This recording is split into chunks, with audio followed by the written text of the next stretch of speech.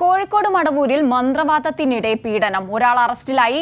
മലപ്പുറം കാവന്നൂർ സ്വദേശി അബ്ദുൾ റഹ്മാനാണ് കുന്നമംഗലം പോലീസിന്റെ പിടിയിലായത്.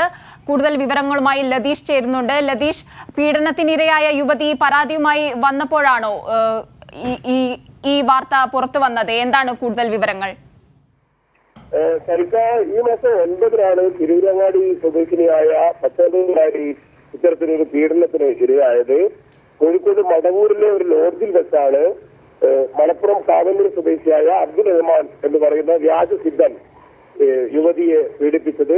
ഇദ്ദേഹം മന്ത്രവാദത്തിൽ ചികിത്സ നടത്തുന്ന ആളാണെന്നാണ് പോലീസ് പറയുന്നത്. ഇന്ന് രാവിലെ അരീക്കോട് വെച്ചാണ് അബ്ദുൾ റഹ്മാനെ കുന്നമംഗലം പോലീസ് പിടികൂടിയത്. ഇവരുടെ പരാതിയിൽ, യുവതി നൽകിയ പരാതിയെ തുടർന്ന് തന്നെയാണ് പോലീസ് ഇത്തരത്തിലൊരു അന്വേഷണം നടത്തിയത്. ചികിത്സത്തിന്റെ പേരിലെത്തുന്ന ആളുകൾക്ക് ദ്രാവകം നൽകി, ലഹരി കലർത്തിയ ദ്രാവകം നൽകി പീഡിപ്പിക്കുക എന്നതാണ് ഇദ്ദേഹത്തിന്റെ രീതി എന്നാണ് പോലീസിൽ നിന്നും ലഭിക്കുന്ന വിവരം.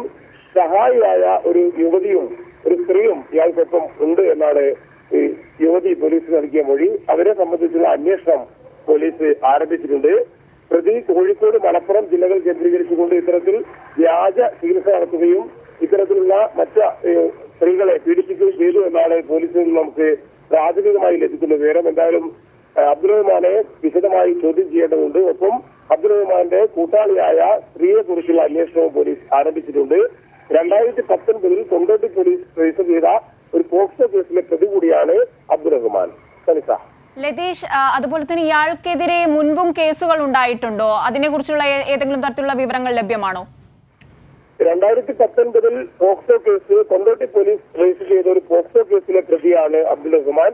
ഈ കേസിൽ ജാമ്യം ലഭിച്ച ശേഷം ഇദ്ദേഹം അവിടെ നിന്ന് മുങ്ങുകയായിരുന്നു എന്നാണ് പോലീസ് പറയുന്നത്. എന്നാൽ ഇത്തരത്തിൽ മറ്റേതെങ്കിലും തരത്തിലുള്ള പീഡനമോ അല്ലെങ്കിൽ ഇത്തരത്തിലുള്ള ദുർമന്ത്രവാദവുമായി ബന്ധപ്പെട്ടുള്ള കേസുകളൊന്നും നിലവിൽ അബ്ദുൾ റഹ്മാന്റെ പേരിലില്ല.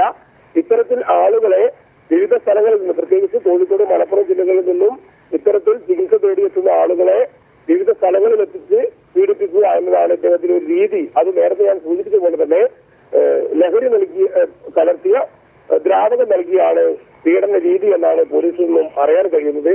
ആ നിലയിൽ കൂടുതൽ ആളുകൾ ഇത്തരത്തിൽ പീഡനത്തിന് ഇരയായിട്ടുണ്ടാകും എന്ന ഒരു സംശയം പോലീസിനുണ്ട്. എന്നാലും പോലീസ് അക്കാര്യം കൂടി അന്വേഷിക്കുന്നുണ്ട്.